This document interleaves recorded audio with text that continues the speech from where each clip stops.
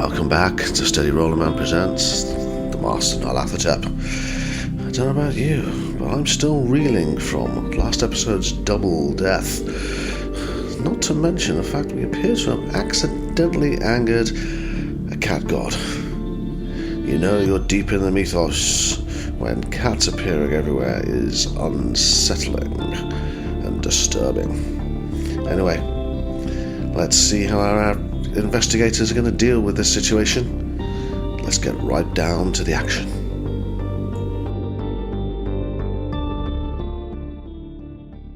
The elevator doors slid open with a soft chime, and 4 guests stepped into the lobby of the Semiramis Hotel.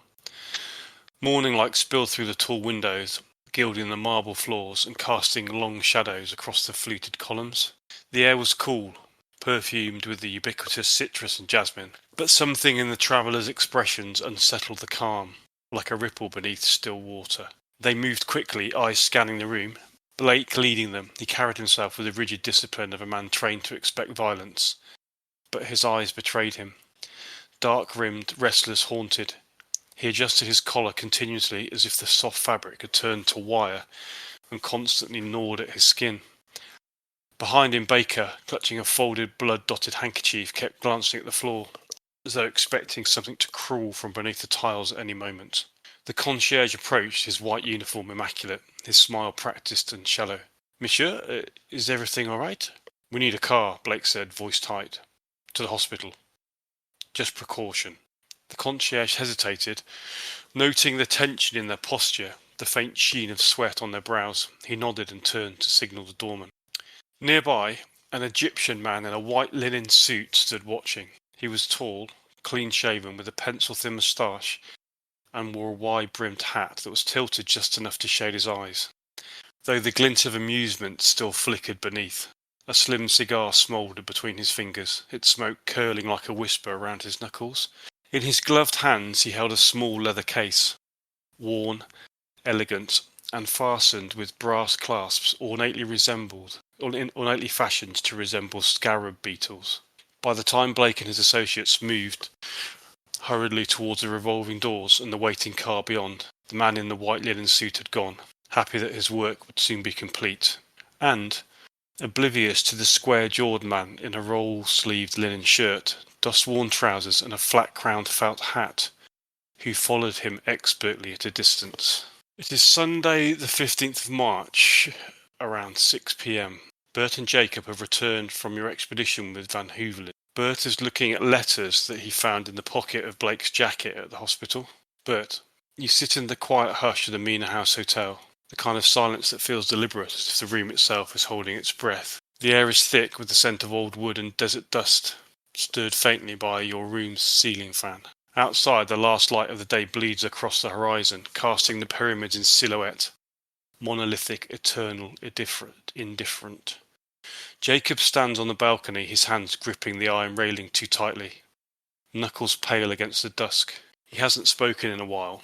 You can see the tension in his shoulders, the way he leans forward slightly, head tilted, whispering something under his breath. Not to you, not to anyone. His eyes are locked on the ancient geometry across the sands, wide and unblinking.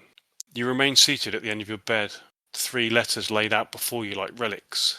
You found them in Douglas's jacket at the hospital, tucked into the inner pocket with the kind of care that suggests intent. The paper is thick, cream-coloured, folded with precision.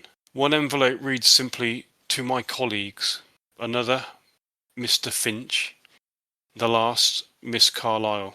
You haven't opened them, not yet. The weight of them is enough. A cat passes along the rooftop of the building opposite, its silhouette sleek and deliberate, tail raised like a question mark. It pauses, glancing toward your window as if aware of the tension inside. Then it continues, vanishing behind a chimney stack. Jacob turns slightly, glancing back at you. His face is pale and drawn. "Did you see that?" "They're watching," he says, not quite whispering, not quite speaking to you. You nod, though you're not sure who he means. The letters sit untouched. You reach for the one marked "To my colleagues," fingers brushing the edge, and feel a sudden chill, like the moment before a door opens, or a memory returns. Okay. What are you going to do? Read the letter that says "To my colleagues." You say what, sorry? I really want to read the letter that says to my colleagues. Okay. Are you going to open it? Yeah, I'm really curious. Okay. Jacob, you have become aware that you've turned to look at when you turn to address Bert to tell him about the cat that you've just seen. You see that he's got 3 letters laid out in front of him on the bed that you've not seen before. He's kind of staring at them intently. What are those, Bert? They're Douglas's. He had them in his pocket. May I see? Yeah, of course. Come sit. I'll come over and have a look at them. Okay. He must have known to have written these. Let's find out. Do you want to read it, or shall I? I'll hand it to Jacob. You knew him longer. Okay. I'll open the colleague's letter. Okie dokie. Bear with me a second. Okay, you slide open the back of the envelope and you take out a letter on headed paper, note from the Savoy Hotel. Would you like to read it? Yeah, it's headed private. My colleagues, if you are reading this, then my part in the matter is ended. Do not linger on the fact. We knew from the first that this path was unlikely to carry us to safety. What matters is that the fight continues. Take what of my effects may serve you. Burn the rest. My body is of no consequence. Do not endanger yourselves for it. A few final words. Lex, you carried us through the fire with steady hands and a lightness of heart, gone before your time, yet not forgotten. Stanton and Charles, you pursued knowledge where others would have faltered. It cost your family dearly, yet advanced our cause more than you will ever know. Jacob, keep contact with Miss Erica Carlyle. She must hear what we learn. Despite all you have endured, I know you have the will to carry on, and for that you have my highest respect. Bert, you've proved yourself in every trial. Finch placed you in our path, and I was fortunate to earn your friendship. Take up my task of reporting to him. He must remain informed. Howard, you joined late but showed resolve. Your knowledge of the occult will be needed. Apply it firmly. It has been an honour to stand with you.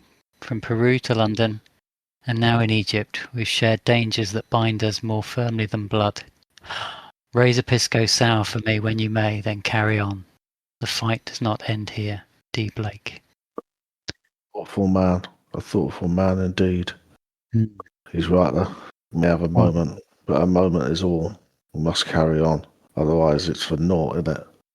Well, I admire your resolve, but I have to say at the moment, I'm wondering whether we can carry on. But certainly Douglas's letter helps steel my resolve a little more. Presumably the second letter to Finch is for you to pass on, is it, Bert? Yeah, guess so. None of the letters are sealed, by the way. They're all just... Okay, well, let's have a look at the Finch. I'll have a look at the Finch letter. Okay. Mr. Finch, my work has concluded.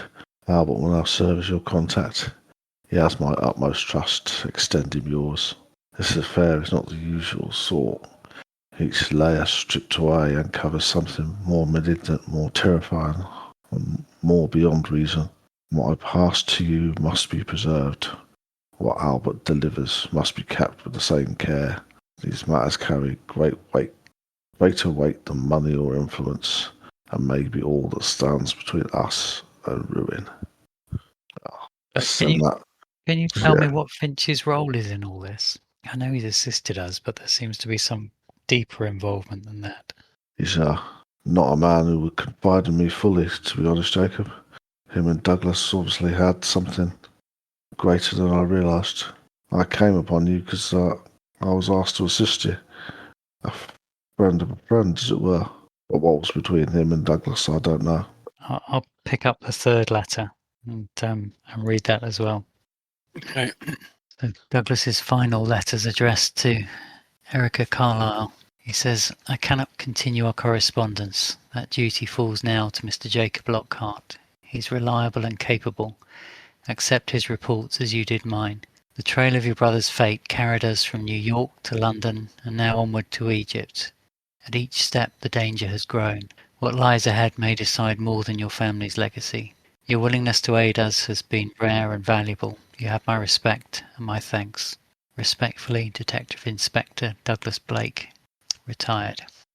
I'll need to take on that role for Douglas then. Obviously, you've been with Douglas since the start. You know Miss Carlisle. I do. She can be an important benefactor. She's got power, influence, money. I think we do need to keep her informed. Good. But we're going to need some help, Bert. I don't think we can do this on our own. No, I've already sent word to Mr. Finch of Douglas's passing. I wonder if we should head back to the museum. I think so. That's the only other source of help I can think of right now. Yeah. Was that a task for tonight or for the morning? It's late.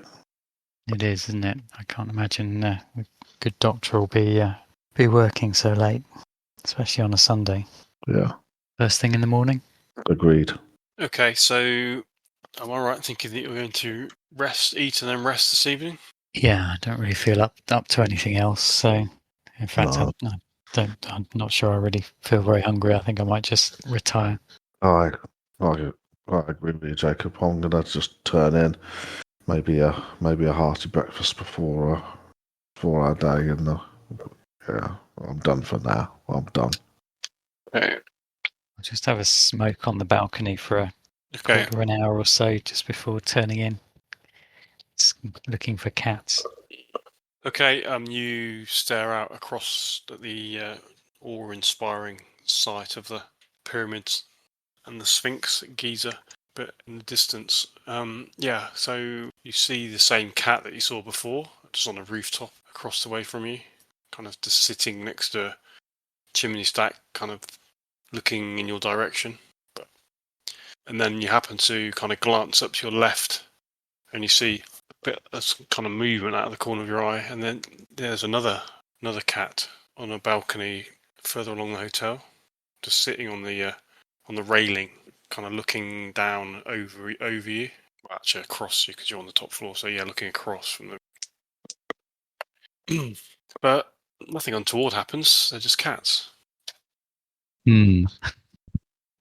So once you've finished your cigarette and maybe your drink, you're going to go in and sleep, both of you? Yeah. Okay, you drift off. I presume you're closing the balcony and everything, locking it? Yes. Yeah. Okay. Becoming a bit paranoid. Mm-hmm. You drift off to sleep. Both of your dreams are troubled to a degree, or to a large degree, but you feel both physically and mentally shattered. So you sleep through. You feel the first thing you hear in the morning is the telephone in your room ringing. Kind of, your eyes open. You see the light streaming through the curtains. I'll get up and answer it. Hello? Hello. Can I speak to Mr. Briggs, please? Yes. Just bear with me. Bert, are you awake? Yeah, I'm awake. Just about. What's up? It's for you. What? Oh, I'm not happy with that. All right, go get the phone. Hello? Good morning, Mr. Briggs. It is reception. I have a call from Dr. Al-Razi at the Qasir El-Enni Hospital. Can I put it through? Yeah, of course.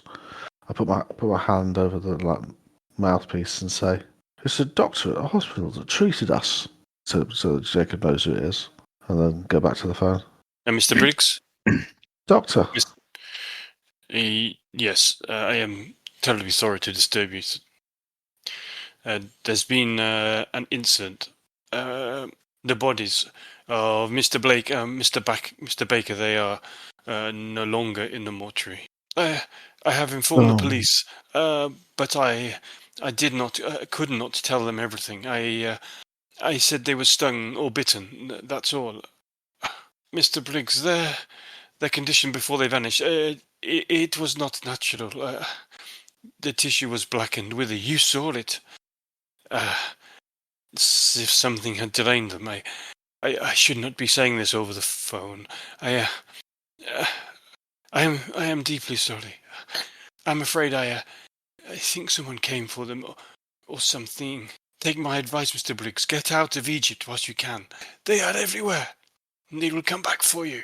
They? Who's they? What you're not saying, Doc? The lion's dead. Turn back to Jacob. What did he have to say? Douglas and Howard, they're gone. Someone's half-inched them from the mortuary.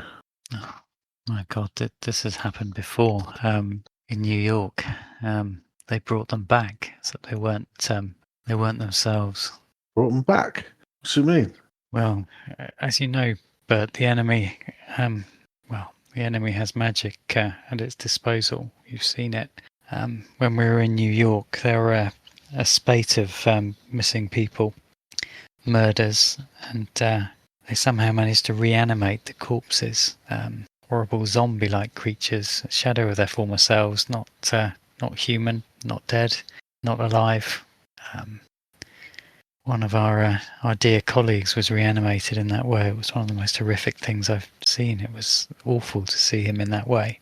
And the thought of Douglas and Howard being treated in that way, well, I can't bear to think of it. I tell you this because it's enough to know they're gone, but they were completely desiccated, dried out husks, like mummies but worse. You don't think they could still bring them back in that state, do you? I think they could. My God. A slightly less sinister explanation would be they're simply trying to cover their tracks, but I inevitably think the worst given what we've seen over recent months. We can't risk ourselves to look into it. Douglas is clearing his letter. Body's just a body now. Got to keep his memory. Got to do the work. Doesn't mean we have to like it, though. No, I think he wanted us to burn his body, didn't he?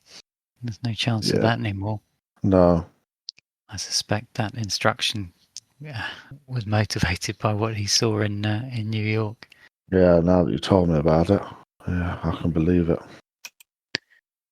That was a very unpleasant way to wake up this morning. I think room service breakfast. I don't want to see anybody. No, me neither. And then we'll head to the museum. Yeah. Okay, so you order room service breakfast, and okay, Jacob, as you order breakfast, and then you throw open the curtains. You're startled to see a large black cat sat on the table on the balcony, literally just a couple of feet away from you. It hisses at you. Its back arches. It springs from the table onto the wall that surrounds the balcony, all the time keeping its eyes on you. I'll retreat from the balcony back into the room, closing the door. You slide the door back closed. But there is another cat out there. I fear we've been cursed. I don't think there's only two ways about it. Made a serious mistake getting in with that drunk. He needs to put those scrolls back. He needs to undo it. I agree. I doubt he can be persuaded to do it himself. I think we may have to take that into our own hands. I can take Bertha to his room with me. She can be persuasive. I could go over to my sawn-off shotgun and make sure it's loaded. Yeah, Bertha's ready. Well, there may be no time like the present for that. My worry is if we leave it too long, something awful may happen. We're knee-deep in cats. Well, how about we try it the slightly more surreptitious way first? I would imagine at this time in the morning, the Dutchman's going to be sleeping off the night before. That's a very good point. Oh, do you back yourself to be able to remember where we to go? It's a bit twisty-turny. Well, I think perhaps between the two of us we can manage. Yeah. We may need to borrow the map if we can find that too. Yeah. Okay, so what you're going to do? Head to Van Hoovelin's room. Yeah, I'll go from Hoovelin's room. Yeah. Okay. No, I'll have a listen at the door first. Okay.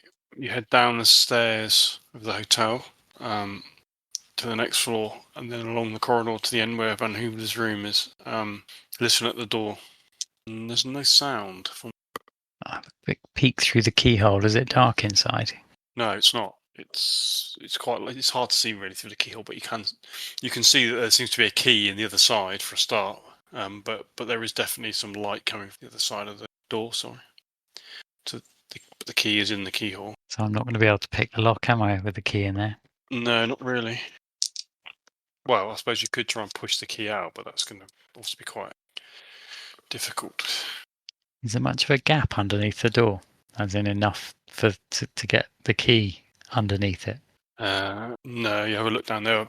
This is a pretty high-end hotel, so yeah, everything's Yeah, no, there's not that much of a gap. Just us not going somewhere rubbish. We want big door gaps from now on, right?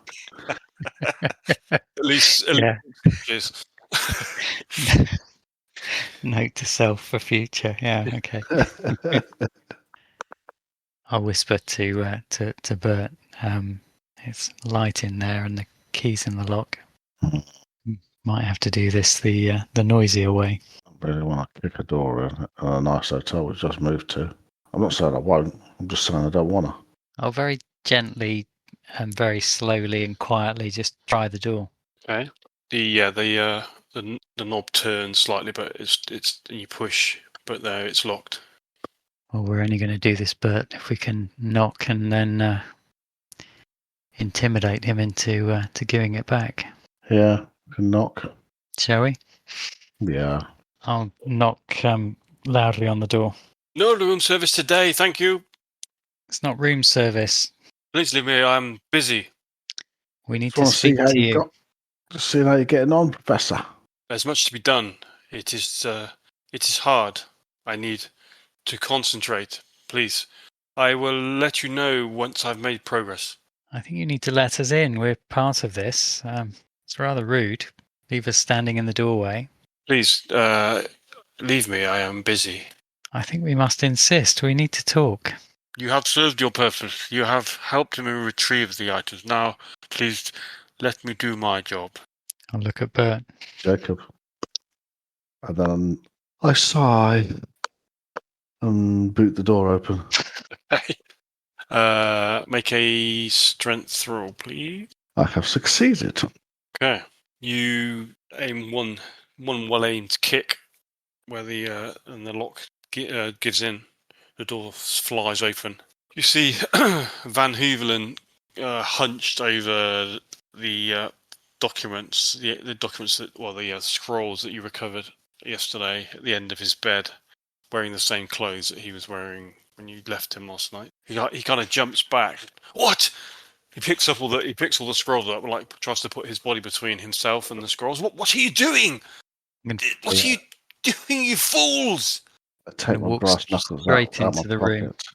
Yeah, I take my brass knuckles out of my pocket and pop them on. Close the door behind us. Do the best we can to close the door, yeah. I do not understand. You helped me yesterday. It's going to take time to decipher these scrolls. You're right, we did help you yesterday, and then you left us in the corridor. That is very rude.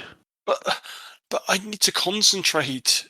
Yeah, well, because you didn't open the door, we're going to take more of your time than we're going to take before. This is a learning moment for you. The next learning moment is whether you get these, put my brass knuckles up, across your kisser or not. What have you found out so far? It's not that simple. These are ancient scrolls. It'll take me days, possibly weeks to decipher them. I didn't say explain the whole thing to me, did I? I said, what have you found so far? Not much, really. Nothing. They seem to be some sort of diary of some cleric of Bast. They are very old, dating back at least before the birth of Christ. There are some references to various religious ceremonies. That's all I've got so far. It's really hard to decipher these hieroglyphs. I'm doing my best. Please, you're scaring me. Perhaps it's time that we or our colleagues had a look at them. You look tired.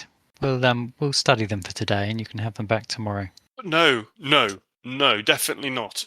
He takes another step back towards the window. Look, you would not even know these existed if I had not come to you with the map. Please, we had a deal. There are 3 of us in this endeavour, and 2 of us are of the same mind. But only one of us can read hieroglyphs. We have access to other expertise. You're trying to double-cross me.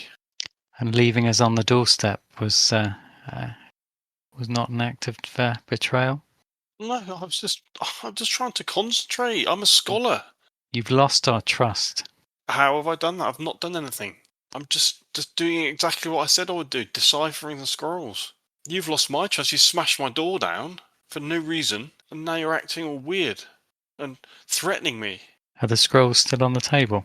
No, he's gathered them up and he's hugging them to his chest. You'll need to give us the scrolls. But I can't give you the scrolls because I haven't finished with them. You need to give us the scrolls, Why? as I said, so we can have them inspected. If we make no progress within 24 hours, you can have them back. Give us the scrolls. But And I'll, whoever as I say that, I'll look to my side at Bert's brass knuckles. Intimidate roll, Bert, please. No, not quite. I have not quite succeeded on that. I'll give you a bonus die because of the brass knuckles and the threatening language that was rather That's expertly used. turned that into a success.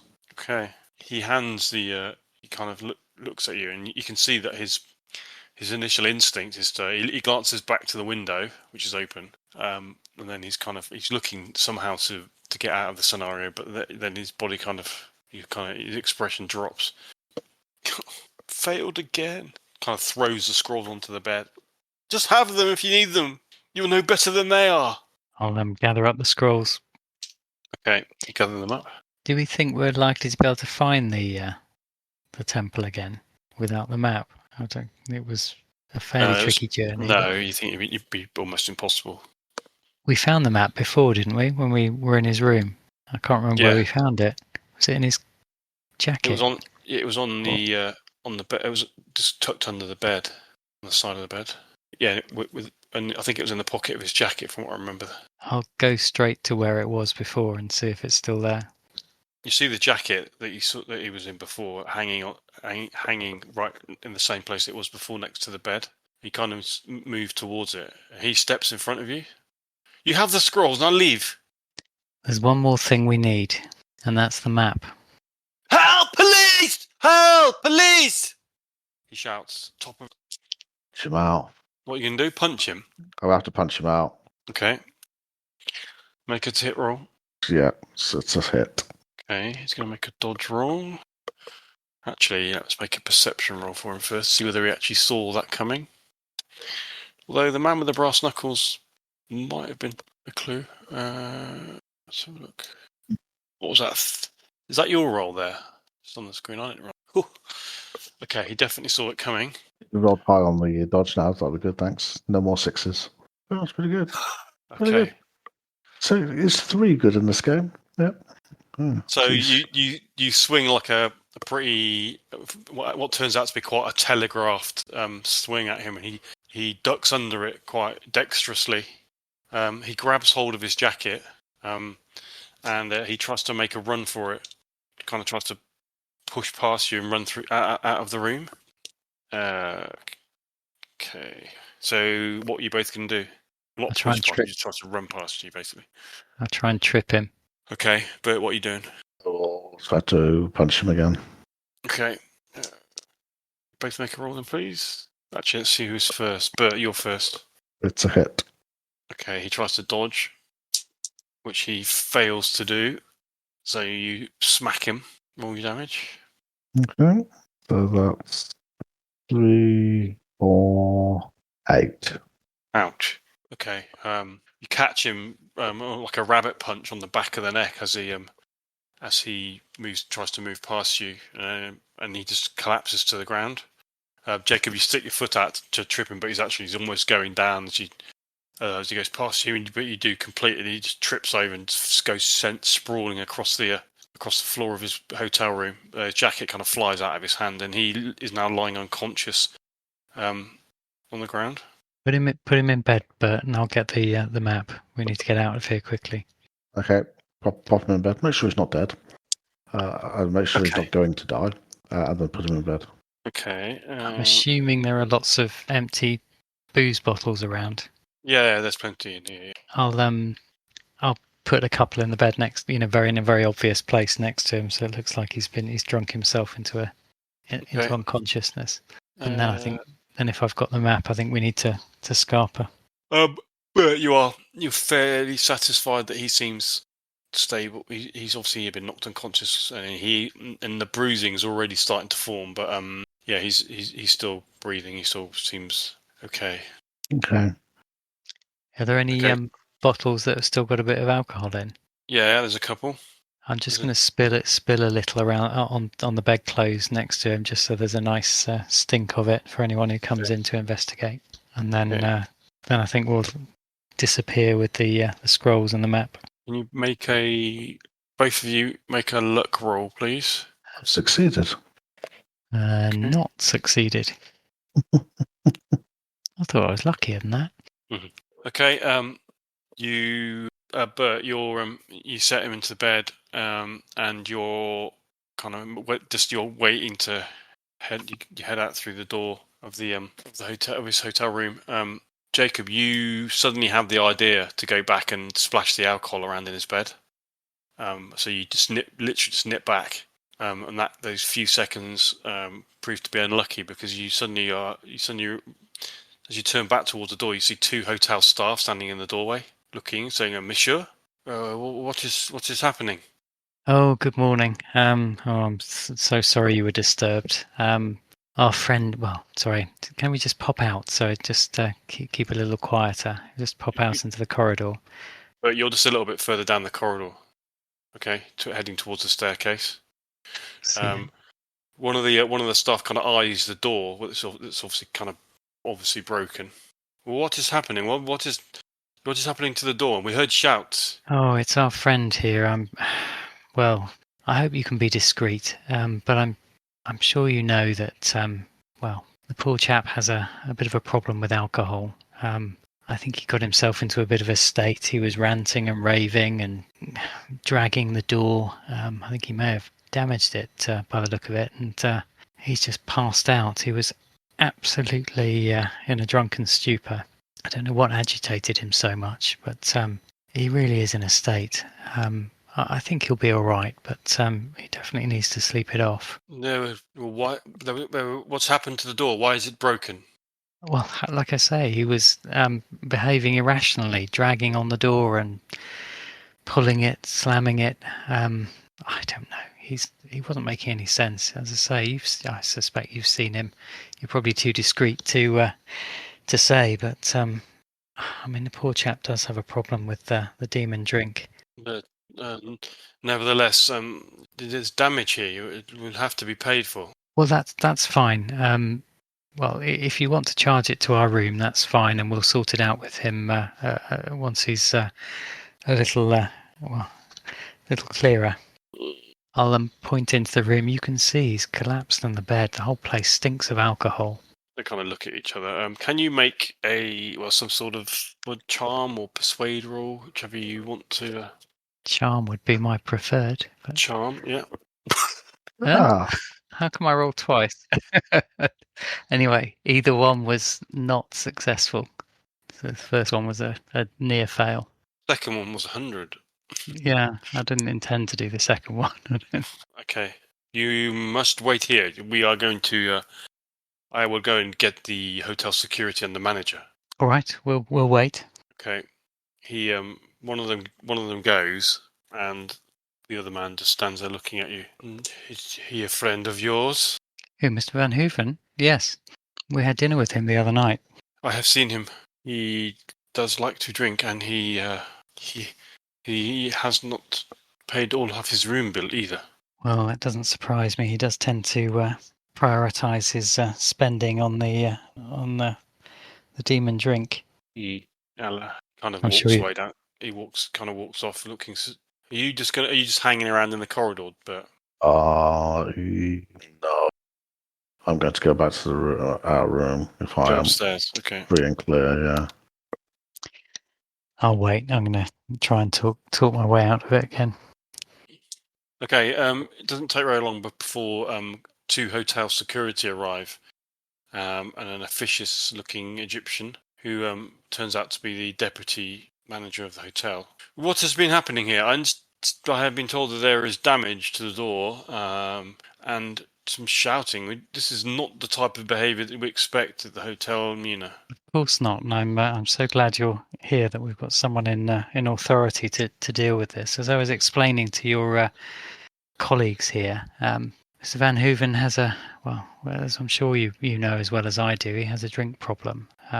We came to see him I came to see him this morning, and he was he drunk himself into a stupor. He was ranting, he was raving, he was slamming the door, dragging on the door handle. I think that may be what damaged the door, and you can see the whole room stinks of alcohol. He's drunk himself into a stupor. I apologise if it's caused any upset, but you must appreciate it's not me who's drunk myself into an alcoholic stupor and caused all this disruption. I tried to explain this to your colleagues here, but they don't seem to want to resolve things for who I hoped would be a valued customer. You are a friend of Mr. Van Hoovelin's? Yes, we had dinner with him the other night. Okay. He's no longer wanted here as a guest. You will settle his bill? Well, I will. Presumably he can leave once he's sobered up, can he? Yes, of course. This is not a prison, but we do not need this type of behaviour here. We are a respectable establishment. Well, I understand. He turns to look at the door. This door has been kicked in.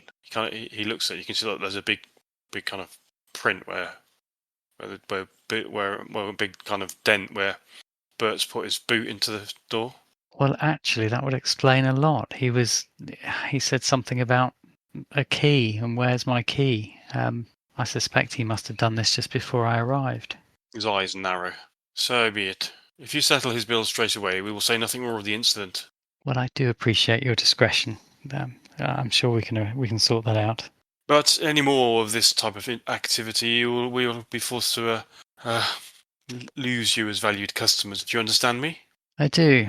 This is not any old city hovel. This is the Mina House Hotel.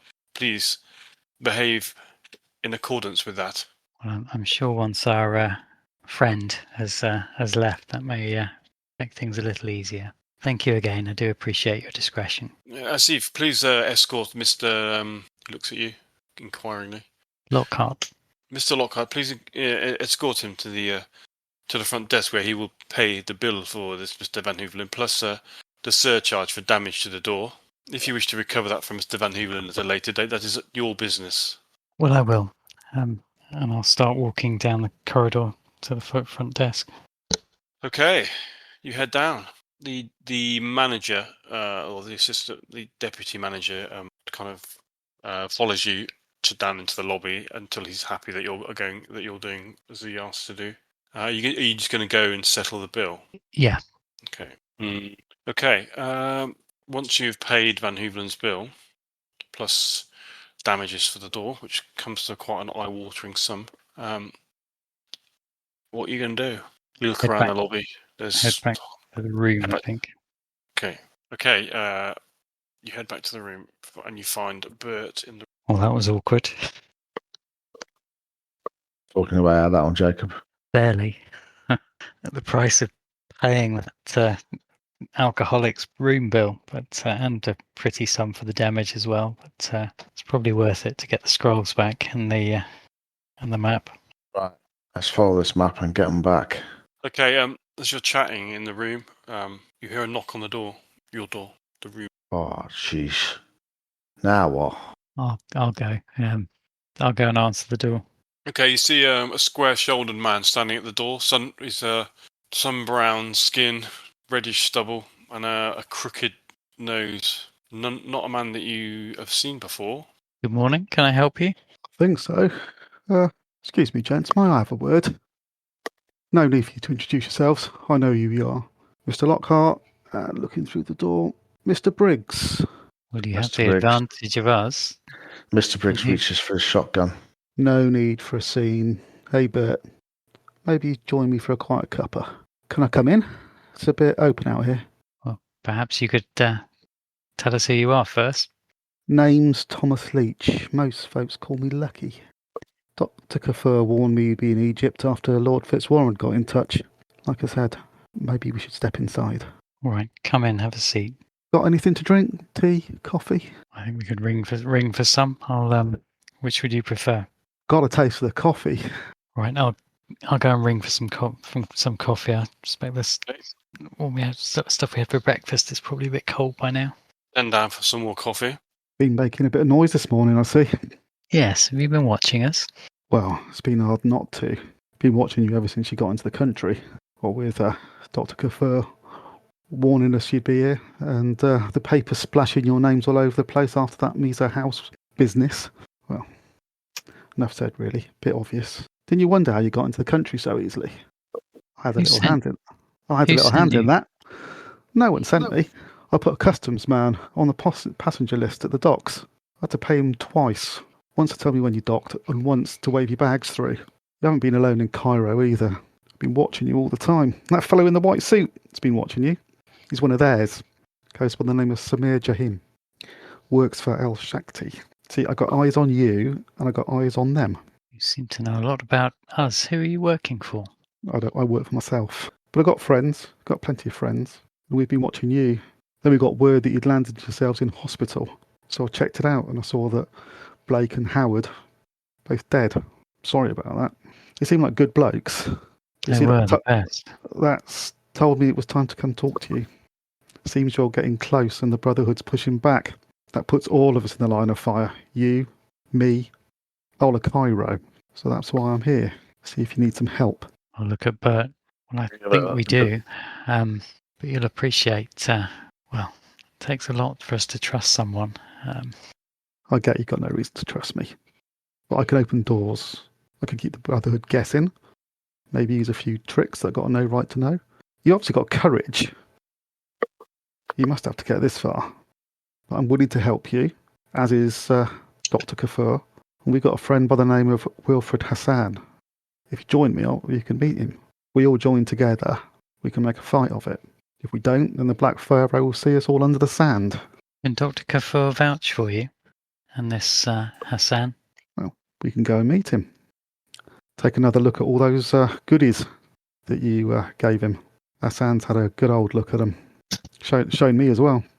Interesting stuff. I'll take a sideways look at Bert. Then a little nod. Yeah. Don't think you'll be best to take the sawn off, Bert. Bit obvious.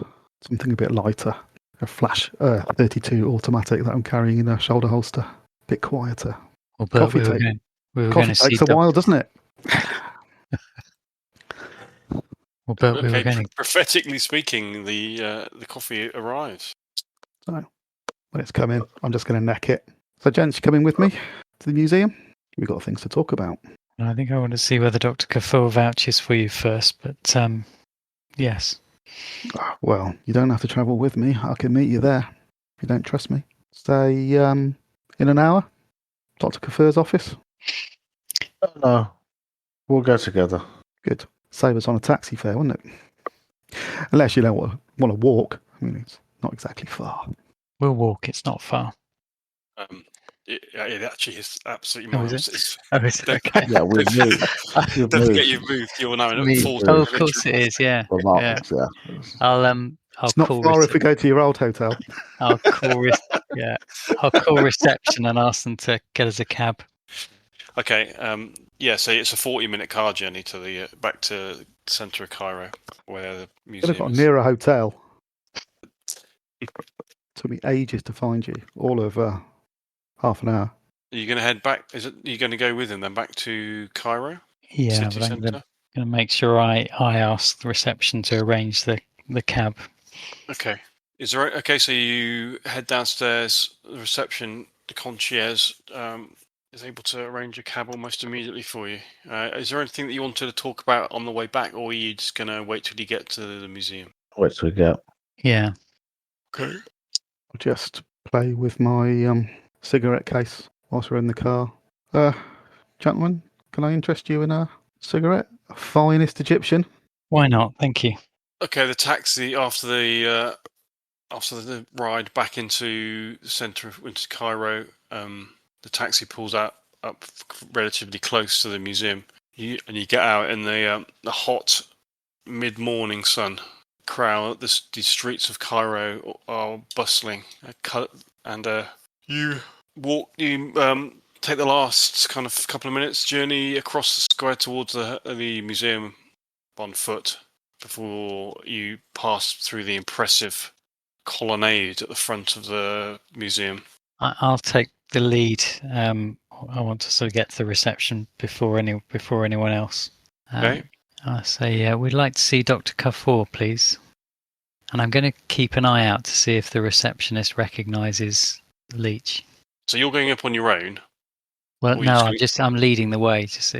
I want to have the interaction with the receptionist first. So it's the same. It is actually the same lady on reception who was here last time when you came to see Doctor. She smiles and says,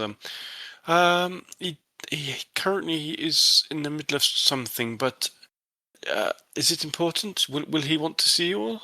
it is important. Perhaps we could wait a short while.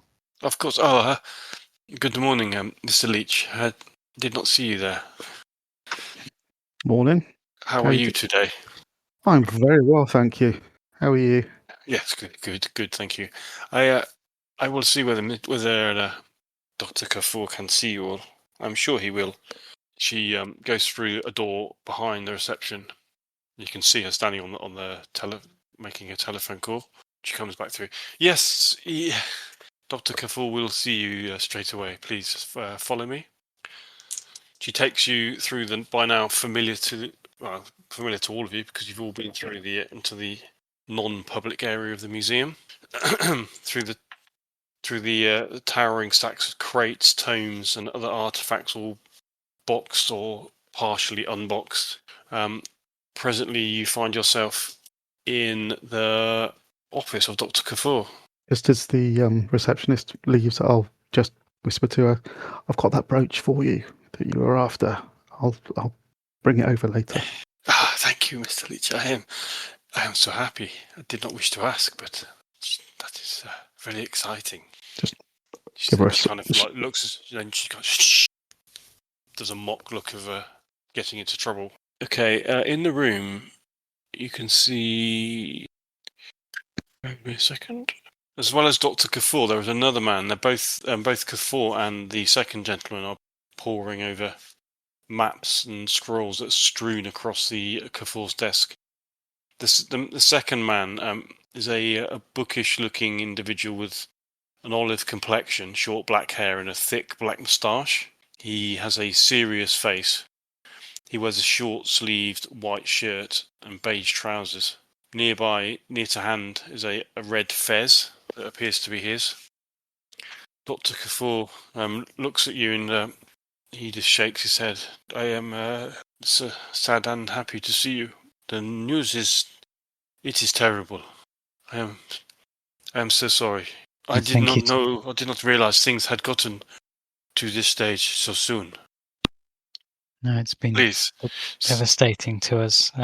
Brotherhood have clearly aware of our presence here and have struck viciously. The Brotherhood they have crossed the threshold. Scarabs, sacred symbols of rebirth, twisted instruments of death. It is a desecration. I have no words. Please come and seat. I will. Any tea? Thank you. You're very welcome. My friend here. Please. This is Mr. This is Wilfred Hassan. He is a trusted colleague here at the museum. I see you have already met Mr. Leach. Yes. You clearly know him, do you? Of course. Yes, he's I would call you a friend, would I not, Mr. Leach? I should think so, Ali. Yes, indeed. You are amongst friends here. Do not worry. I understand that you should trust no one. That is sensible. But we all know things that many others do not. You do not need to hide anything from either Mr. Leach or myself, for that matter. Please be open. Tell us what you... Mr. Hassan, he also has helped me in more unorthodox studies. He has been looking at the items that you left in my care. Haven't you, Wilfred? Thank you, Dr. Cornwall. Greetings, gentlemen. Your reputations precede you. Welcome to Cairo. Thank you, Mr. Hassan. Yes, You've been studying our artifacts, have you? I have indeed. As you may have gathered, I am a scholar, and I worked for Mr. Kafur when There are items, let's say, that should not be on public display, of which you have many. Very interesting they are. Do you know much about them? Not a great deal, I have to say. It's not really my forte, but I suspect you can probably tell me a great deal. Well, I have not had much time to study them, but I've done my best. The African mask, for example, serious business, this one. The four faces, they represent the mythos deities. Nodens, the elder god, lord of the abyss. Azathoth, he is an outer god, the blind idiot of chaos. Shub-Niggurath, also an outer god, black goat of the woods with 1,000 young, and Yog-Sothoth, he is an outer god, the gate and the key all in one. And this mask, I don't know how it does it, but it aids contact with these gods. Not something that you would wish to have without much forethought. It is an item of much power, but these are the type of things that we may be desperate enough to start considering using, being in things are moving at speed with the Brotherhood. Even Between so, us, we may be able to understand. Sorry, Wilfred, No, what you I was just saying, even so, this mask is very, very powerful indeed, and we need far more study before we can risk using it. Of course. Um, But time is something which we may not have too much that of. is always the case. The scepters, I wince slightly at the point where you say consider using it. well, we may have to, but not yet. Not until we know more. We may aid us, but it could also corrupt us. That is the nature of these things. You may have a Mills bomb in the hand of a child, Wilfred. Yes, I would need to study them much, much further. There's these scepters, though. The scepters you brought us, the crook and the ankh, the inverted ankh. They are powerful indeed. Also, I believe that they would augment magical power should you be casting spells. You hold them in front of you yourself, but they can also be used as protection as well. If someone such as Gavigan were to intone a spell against you, you could protect yourself. But fortunately, Gavigan is no more. Although, as I'm sure you're aware, he has friends here. It may not be much solace to you, my friends, but if you had come sooner, when you had been attacked, there may have been something we could do. Please, it is too late for Blake and Howard now. We must pray for their souls to Allah, but in the future, if you are in need of help, then we are always here for you.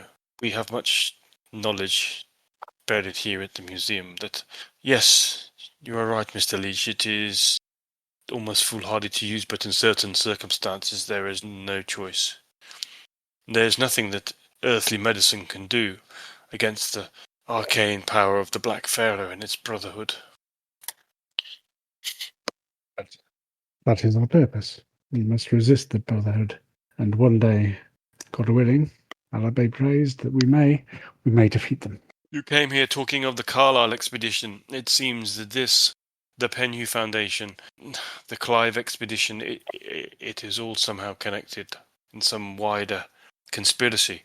One part of which here is beginning to unravel at an alarming speed. The Brotherhood know you are here. We are, by association, all in grave peril now. Now that your colleagues are dead, what do you propose to do next? Dr. Kafur told me about what happened in London, the Penhew Foundation, the Brotherhood, Carlisle expedition, the Clive expedition. What's your next step? Yes, what have you found since we last spoke? Well, I genuinely don't think it's related, but well, in the hope that we might get a little bit closer to the fate of the Carlisle expedition, we got in contact with Van Hoevelen, who was a member of the who was involved in the recent digs, and he led us to a temple in the old town. I'll take the scrolls out and put them on the table. Anyway, we found these, or he found them yesterday, I think it was. You see both Kafur and Wilfred Hassan's, well, actually probably Leach as well. All your eyes kind of like wide, and as you realise the ancient that there are ancient scrolls that's been placed in front of you. They're probably well, they're looking by their age and the kind of hieroglyphs that are on them. They've got to be at least a couple of thousand years old. I fear we've made a grave error from what the Dutchman was saying. I think this was a temple to Bast. Forgive me, it's not my area of expertise, but well, it was the most bizarre experience. There were cats everywhere. They tore into the Dutchman. He barely made it out alive, and I don't know, maybe it's suspicion but ever since I see cats everywhere. They're watching us. Bert and I retrieved the scrolls from the Dutchman. We were planning on returning them to the temple to try and break the curse when you knocked at our door, Thomas. Forgive me, but it was me that gave you Van Hoevelen's name in the first place. I intended for you to use him to gain knowledge of the Clive expedition. I do not understand what this temple in the city has to do with that. Well, we were trying to gain his trust. We did manage to loosen his tongue somewhat with alcohol, but he had a map. He knew where. It led us to the temple, and we accompanied him there. I think our relationship with him may have, come to a rather difficult end at the moment. But as I say, I think we may have made a grave mistake in allowing him to remove these scrolls from the temple. May I take a look? Please do. Take a sip of tea first. It is seldom advisable to remove ancient artifacts from anywhere without the correct permits or permissions. Yes, that is true. Not just from illegal. Permission is really high on our list of worries. Mm-hmm. There are other things that are even more perilous than running afoul of the authorities, however. There are some laws that you shouldn't break that aren't the laws of the land. Or you need to know how to break them. Well said, Mr. Leach.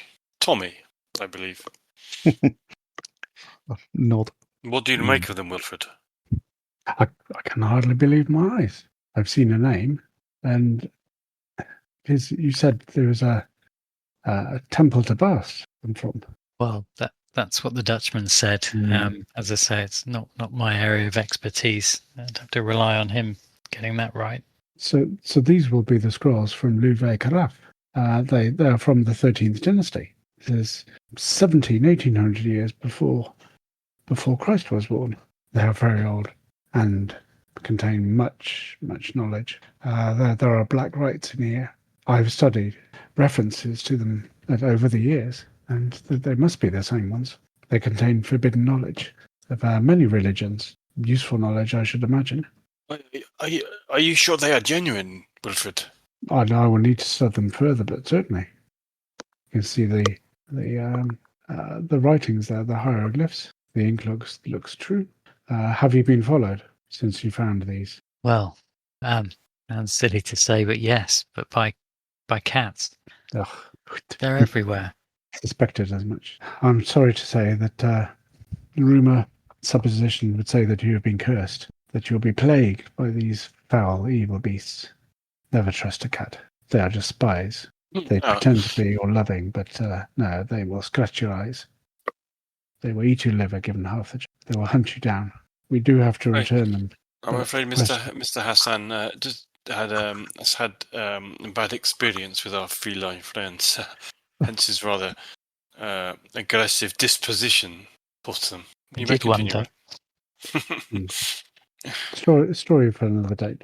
But yes, I suggest we read them as quickly as we can and then return them. Maybe we should purchase some very large dogs to protect us in the meantime.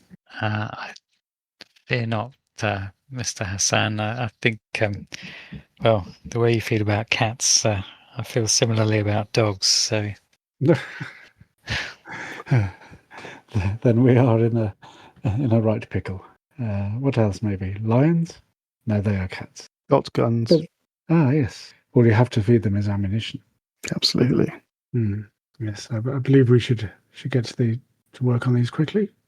Would you agree, Dr. Cripple? Uh, that looks like many days, if not weeks, worth of Hmm. work, Mr. Mr. Wilfred. So I Yes. am not sure.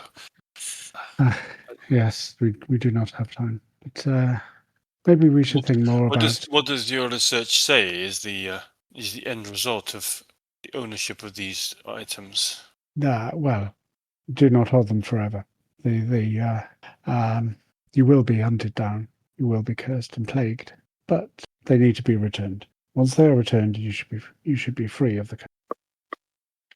But it is true there are connections between the Penhew Foundation, the Clive expedition, and others. So let us maybe put the scrolls aside for a second and talk of other things before we decide what to do with them. I agree. As interesting as these scrolls are, I do not feel that they are centre amongst our current concerns, aside from returning them to their true place of course. Have you learned anything else? Talking Yeah, to me, Doctor, or to No, Mr. Lockhart and Mr. Briggs? Mr. Lockhart and Mr. Briggs, we are here to help, but we are thrashing around in the dark to a degree. Well, Dr. Gafford, I have to say I'm at a loss. I don't know where to turn next. Feeling somewhat despondent given the recent events, but I know we're in a viper's nest as far as the Brotherhood is concerned. I know we need to strike back, but We must ensure that we do not let the death of your friends be in vain. We must keep you hidden, for sure. If I can find you, they can find you again. And our man in the white suit is definitely someone that you need to be very careful of. He's not just watching. Who is this man, Thomas? He Samir Najem. He works for Al Shakti.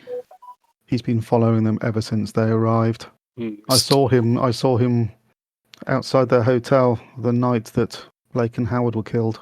I followed him for a while, but I lost him. It's interesting how eventually all trails lead back to Mr. El-Shakti. Well, yes. About it. No, I can get a squad of Marines just kill the bloke. Oh, you may cut the head off that snake, but I suspect it'll grow another shortly. Mr. El-Shakti has much influence here, as I think I already alluded to. We could kill him, and it would slow them down.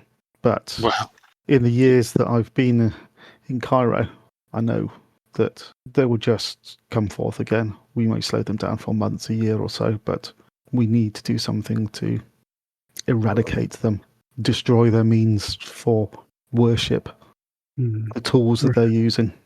Remove the source of their power. Exactly. Find the location of those tools. But Mr. El-Shakti, are we sure? Are we now firmly in the belief that Mr. El-Shakti is at the head of the Brotherhood here in Cairo? everything we've heard so far points to that.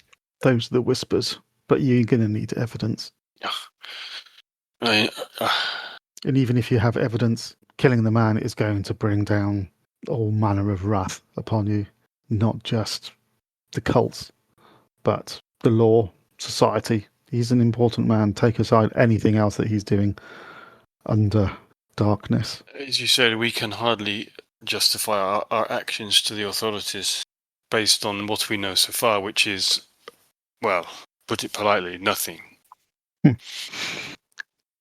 If we need confirmation, Doctor, I've been looking further at the background of the Clive expedition. So we know that it was funded by the Penhew Foundation, but again, they had a sizable donation from an anomalous local benefactor. Let me think who that might be. Exactly. We would not know, it was anonymous, but we can guess, can we not? My source says. Does Al-Shakti have a drive or is driven in a black Rolls Royce? Yes, that is his car. Well, it seems he has a connection with a more recent dig. We did, as I said, we managed to loosen Van Hoevelen's tongue when we were really trying to find out more about the Clive expedition. Yes, that is the dig that Mr. Hassan is referring to. Who El-Shakti has backed with his finances. I see. some reason. As to what their purpose is, I find it strange that they have moved away from Giza, citing reasons that their permits have been denied, when that is simply not the case. And of course, we have this all disappearing mummy and sarcophagus mystery that we are no further. I cannot believe that is coincidence. Presumably, if our Shakti's funding the most recent expedition, then he's hoping to. Well, I think we have to assume that the mummy that was taken, that Al Shakti may be behind that. I'm assuming that he's also looking for something from the latest dig. They found what they wanted at the Mycerinus's pyramid, And now he's looking for something else in Memphis. They found the mummy of Queen Nitocris, as we know. Well, and have you heard of Mr. James Gardner? He is of the Clive expedition. When they came here to Cairo, he came to visit us. Gardner he was obsessed with the idea of tunnels and a labyrinth underneath the Sphinx and the pyramids. He even thinks there is a city under there. But he disagreed with Dr. Clive. He wanted to prove his theories, and I imagine he is much displeased that they are no longer in Giza. You did not tell me you had met Mr. Gardner? It was some time ago. Oh, I'm sorry, Doctor. I forgot to mention it. No. And Gardner's I think Van Hoevelen said Gardner's involved in the latest expedition, isn't he? Yes. I imagine that he is displeased with Dr. Clive's obsession with this Queen Nitocris. What do we know of Nitocris? What is her connection to the Brotherhood and to Nyarlathotep? What kind of looks at you when you say that name? I'm not certain. Maybe she was a priestess? Legend tells us that in the 6th dynasty, the Queen Nitocris was thought to be in league with a new cult of the Black Pharaoh. Did the stories not say that she was sealed in her tomb? Or am I misremembering? No, you are confusing her with Nephilim Ka. Nephilim Ka was the pharaoh who first brought worship of the Black Pharaoh to the forefront of Cairo and Egypt. But this is why I keep your counsel and Mr. Hassan's counsel. My memory does not serve me well. Too many pharaohs. Nephilim Ka revived the worship of an old foul god, the Black Pharaoh, and he and that god were soon interchangeable in the minds of the people, and he became known as the Black Pharaoh himself. Now no one can distinguish between their deeds and legends, and for many years the Black Pharaoh fought with those as successors of the 3rd dynasty for control of the land. So great was the power of the Black Pharaoh that no record of them. Nephilim Ka ruled the Nile and its peoples. At last, the pharaoh Sneferu rose and founded the 4th dynasty, and with the aid of the goddess Isis thwarted the evil magic and slew him. A pyramid was built at Medum to contain the sorcerer's body. This perhaps was intended to insulate Egypt from the still potent magic within the corpse. However, the Medum pyramid collapsed, and a second pyramid was hurriedly repurposed. This is the bent pyramid at Dashur, which is what I think is what you're referring to, Mr. Leach. Yes. And records imply that Nephilim Ka's corpse was removed from Medum and placed within the bent pyramid. Exploration of the site has discovered no trace, despite rumours of a hidden chamber with the pyramid. Another pyramid at Dashur, the Red Pyramid, is also attributed to Sneferu and is said to guard Dashur lest the Nephilim Ka rise from the dead.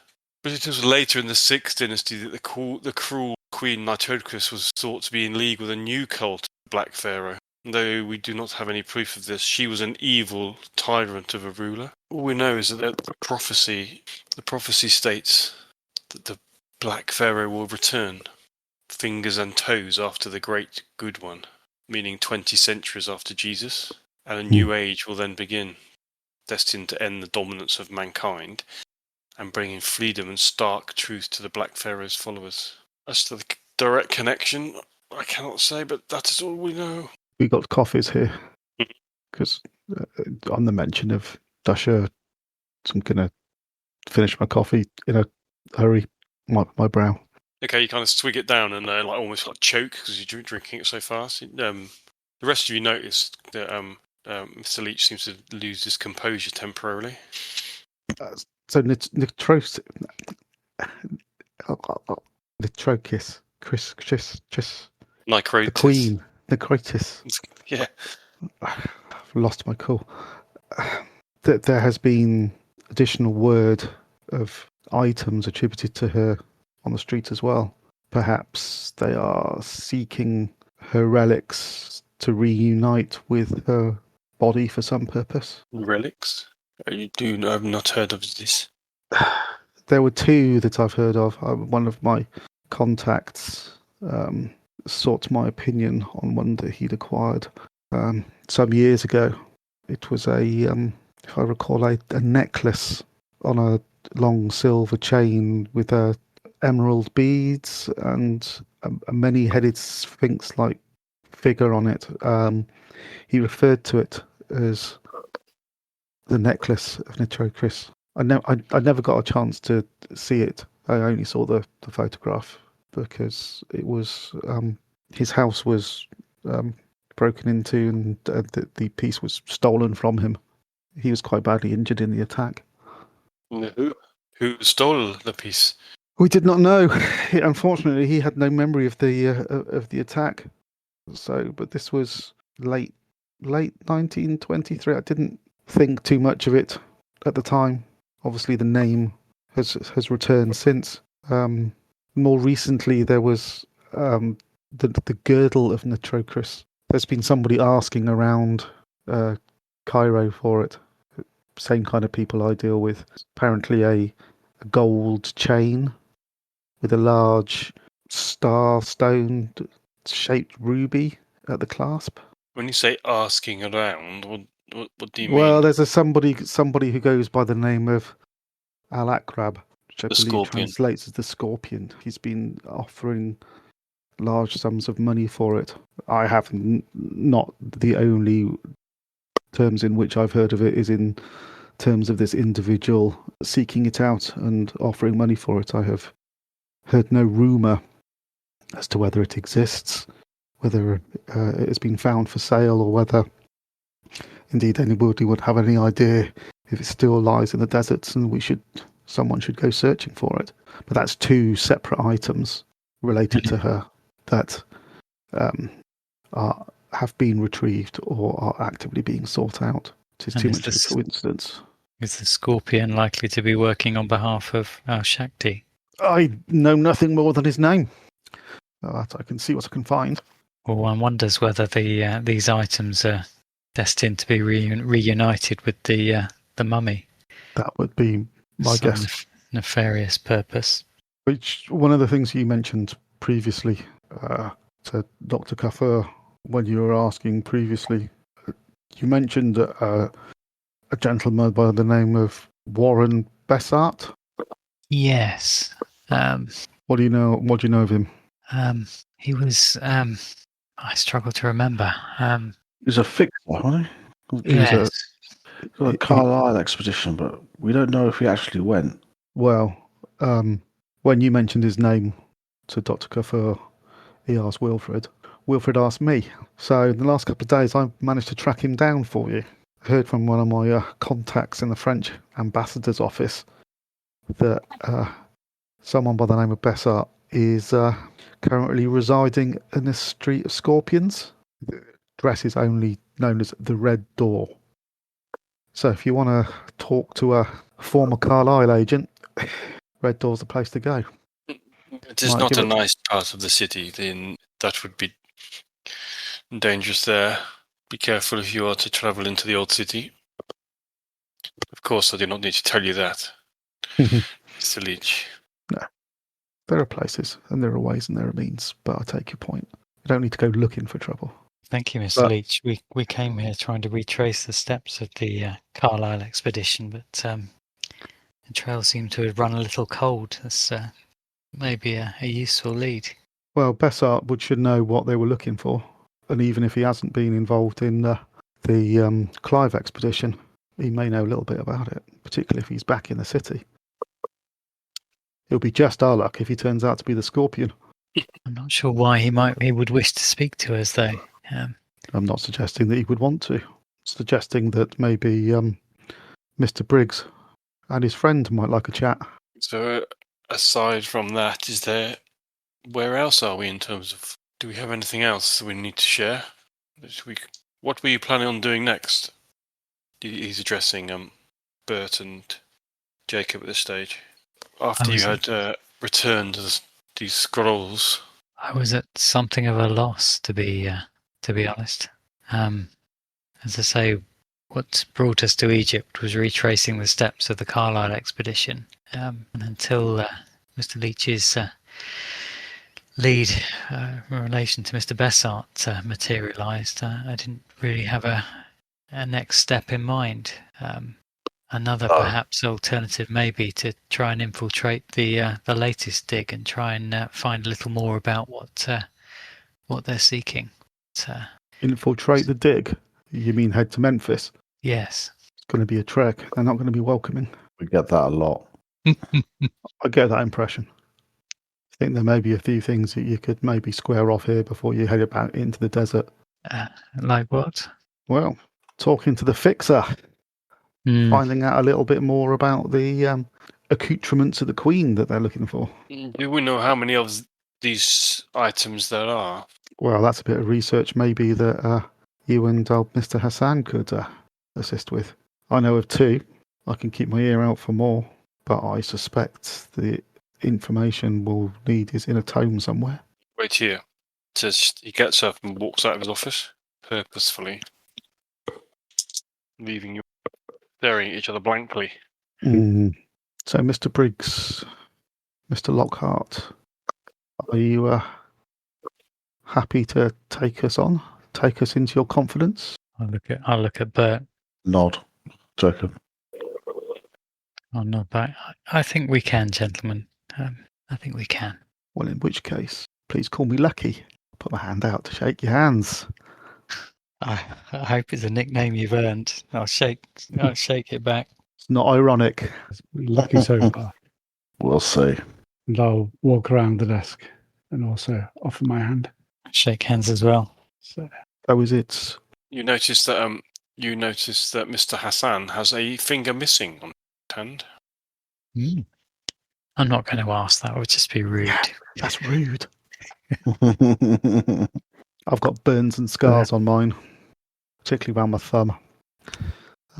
So, gents, is it Jacob? Jake? Oh, no. Albert? Jacob. Bert? Jacob. Jacob. My brothers call me Jake, and I have to say I'm not keen. Jacob it is then. Albert, you strike me as a military man. Right. You? Or you've already been spying on me and you know I'm a military man. I already know, but I can tell in your bearing and I can tell in the way that you control yourself and the fact that you obviously like a nice big weapon by your side. Well, yes. Well, Bert's proved his worth in that department many times over. I don't doubt it for a second. If he survived the war, can survive this. Well, you know much of our background, but what of yours, Lucky? Not much to tell, really. Spent the war years in the Royal Engineers. Worked as a sapper. Saw the Somme. Huge. Plenty, I'll tell you another day, maybe. Made it up to temporary captain. So if you need anything blowing up, digging, I can do that.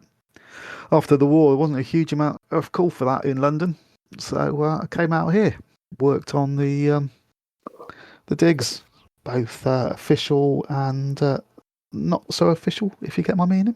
Built up a bit of a reputation for being able to get things done. Built up a bit of a network with people that needed things found, needed things traded, sold. That's how I got together with Mrs. Hassan here and Dr. Kafur. Found a few things that didn't sit right, shall I say, leaving on the open market. So I brought them here. Yes, and we are very pleased that you did. We do not want those falling into other hands. No. Well, I've seen evidence of the kind of thing that kind of problems they can cause, as I'm sure you have. As I'm sure your two friends in the morgue have. And Mr. Hassan, you clearly have an academic bent. Indeed, my father Kamal, he is an eminent Egyptian historian and taught me many things. I have a lot to thank him for. But you may have noticed that Wilfred is not your traditional Egyptian name. For that, I have to thank my mother. She was an amazing woman. Elizabeth Bainbridge was her name. She was an adventurer from England. She had a hunger for antiquities and untamed landscapes. Truly an amazing person. And in Cairo, she met my father. And here I am. But no, the Brotherhood is the thing we need to concentrate on. But it is not just in Cairo. So I've heard London, New York, Peru, elsewhere. So the Brotherhood is just one aspect of all these dark religions seeking to destroy and ruin the earth. Fools that they are. They will gain temporary power, but for what? So an eternity under the boot of some nameless, or even named, terrible god. The door This is opens what we and need to- Mr. Dr. Kafur walks in. He's got a huge tome in front of him that he's been leafing through. Here, the adornments of Nyarlathotep. There are 3 items. The necklace, the girdle, and the crown. These are the items that she was buried with, according to legend. Does it say much more about the crown? A circlet topped with a gem, like a large diamond. The crown is made from an alloy of zirconium and iron. That is all. The girdle is a narrow band of intricately linked gold chains, as Mr. Leach has told us. The ruby is particularly unusual in that it displays an asterism, meaning that it has a 6-pointed star on its surface. The necklace, a long silver chain decorated with small emerald beads, and a pendant carved with the image of the Black Sphinx. That is all it says. The document suggests that she was buried with all of those in the same place. Whether she was buried with them or not, I do not know. But those were her. Those were the adornments that she habitually wore. Adornments in life. Got you. And yet the mummy has been found, but not the artifacts. Someone is looking for those separately. Might that be a result of grave robbing, or? Seems clear that the Brotherhood. If someone is looking for those artifacts, there can only be one group powerful enough here. You have already alluded towards why they may want them. We need to make sure that they do not get them. We do not know how many they already have. But they must not be allowed to collect all 3 and continue with whatever scheme it is that they are planning. Well, one way to do that would be to find them first, but I'm not sure how we would achieve that. Well, we know that the girdle's in play because it's been hunted for. So I've got contacts. We could put the word out. And you say the necklace was stolen from someone you knew 2 years ago. Yes, but beyond that, if we work on the assumption that that was stolen by the Brotherhood, they have at least one of the 3, maybe 2. Yeah, they may well have the crown, or maybe they're looking for the crown in Memphis. But the one thing we do know is that they think that the girdle is in Cairo. So it would make sense for us to try and find it ourselves, because at the very least that will slow them down. At best, if we can destroy it or hide it from them, take it into a different country where they won't find it, that'll put the kibosh on them. That would certainly appear to be able to stop whatever it is that they are intending to do. Let us not beat about the bush. It seems quite likely that their plan is to bring her back. Believe me, that is from the books that we have studied, the old ways that we know. That is more possible than you would expect. So can I suggest 3 courses of action then. 1, we sort out your kitty cat problem. 2, we go and have a word with Bessart. And 3, we find the scorpion. But hopefully first we find the girdle before he does. Sounds sensible, Lucky. I've got a map. Let's go get these scrolls back where they belonged. I agree, Bert. I think that's priority number 1. I don't want to keep looking over my shoulder for cats all day and all night. Well, it's funny you should mention that because you do exactly that. You turn around and you look at you look out of the window of Dr. Kafour's office and you see 2 large black cats sat on the windowsill. I'll point as if to make the. Wilfred, Dr. Hassan, would the curse escalate or are they just being followed around by cats? No, it will escalate. You will die. Okay, that's escalating quite a lot. You see there is a lot of a lot of fear and a little bit of hatred in Wilfred's face as he's staring at the cats on the windowsill. He's kind of squirming uncomfortably.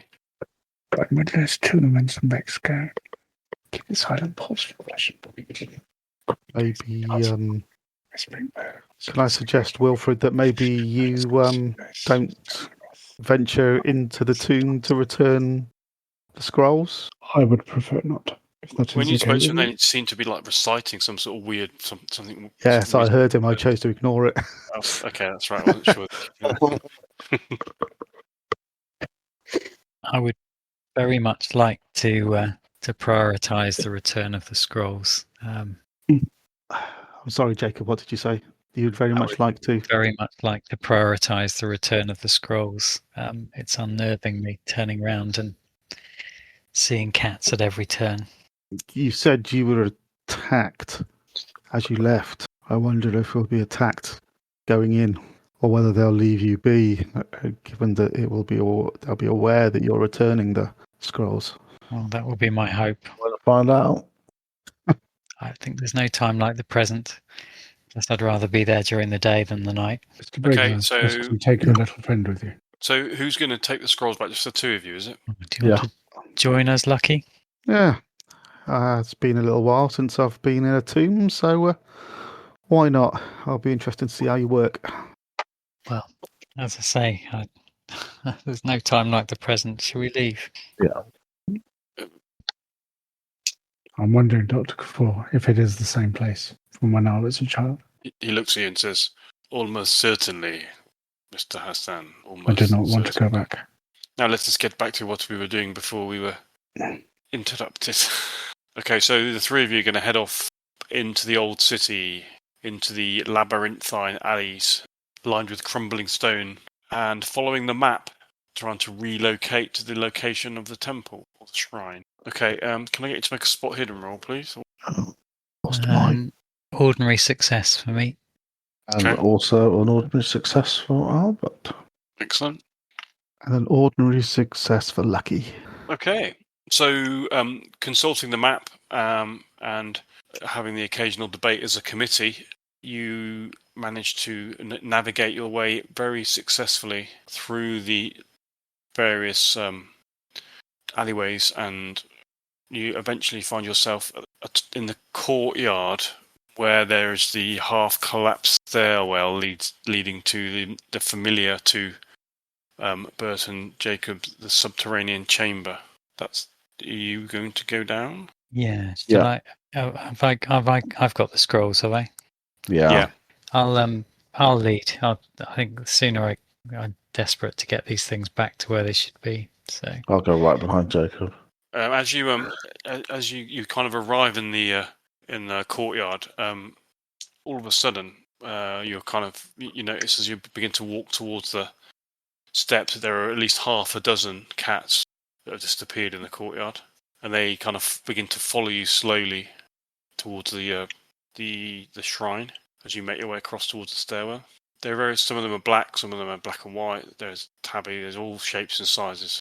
But I presume you're just going to carry on down. yeah, I get my torch out. Okay. Well, I think it was lit, wasn't it, last time? Yep, it still is lit. Okay, you descend down the steep, smooth and uneven steps. and you find yourself in a narrow passageway which opens into the low vaulted chamber. And again, you can see all of the walls carved from ancient stone, covered in hieroglyphs. A single brazier still burns in the centre of the room, its flame low and flickering, casting long shadows that dance across the walls. And you see the obsidian statue, sleek and polished, of a cat-headed woman standing in front of the brazier. There are cats in all of the alcoves, as you saw previously. They're all silently watching. And as you turn, you can see at the top of the stairs, there are the six cats that you saw in the courtyard. They're all just sat there looking. What are you going to do? Where did the Dutchman get the scrolls from? I can't remember what they were. There's a small drawer that popped out beneath the statue, and it's still open now. I'm going to just go straight to it and place the scrolls back in the drawer. Okay. And I think as soon as that's done, gentlemen, we need to try and leave. Yep, agreed. As you begin, okay, so you place the scrolls back into the drawer and close it. Nothing happens. The cats just remain silent, watching you from their alcoves, licking themselves, just generally grooming. If they're quite unattentive to you, you can head back up the stairs. Head back out, yeah? Yeah. You see, as you head back up the stairs, Bert, you're first. You see a stunningly attractive and lithe young lady in her early 20s. Her thick black hair cut into a fashionable bob. She crouches at the top of the stairs. She's dressed smartly in Western clothes and gives the impression of having regal breeding. She wears, from where you are, you can just see her crouching at the top of the stairs. Okay. I'll head up the stairs towards. As you get closer to her, you see that she wears an amulet fashioned in the shape of a cat's head on a chain around her neck. She just looks at you and she smiles and says, "Thank you." And then she just turns, walks off walks across the courtyard, but she's only gone about 10 steps when suddenly, where was once a woman is a large panther, and with one huge bound, it jumps the wall of the courtyard and disappears. Did you see what I just saw, Bert? Yeah. Good looking cat. Good looking girl. Hope we never see him again. I'm with you there. But at least she said thank you. Perhaps is it too much to hope that we've made things right? I don't know. Just for once, I'm feeling optimistic. There are no cats in the courtyard, and as you make your way out of the courtyard back into the city and head back towards the Nile, the bank of the Nile, where the museum is, you see no cats on the way. Well, that's a relief. Where are you heading to now? Back to the museum. Okay.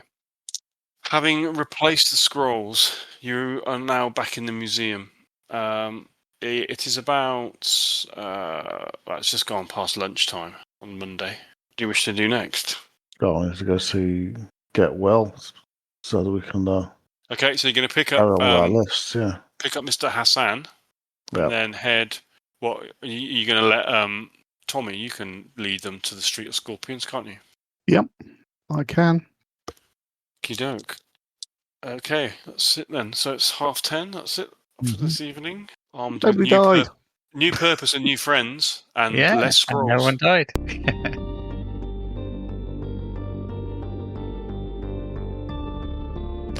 Wilfred Hassan and Lucky Leech joined the investigative crew. You know, we could use a bit of luck. At least we've probably got Basque off our backs. For now. Join us next time on Steady Molding Man Presents The Masks and Nyarlathotep.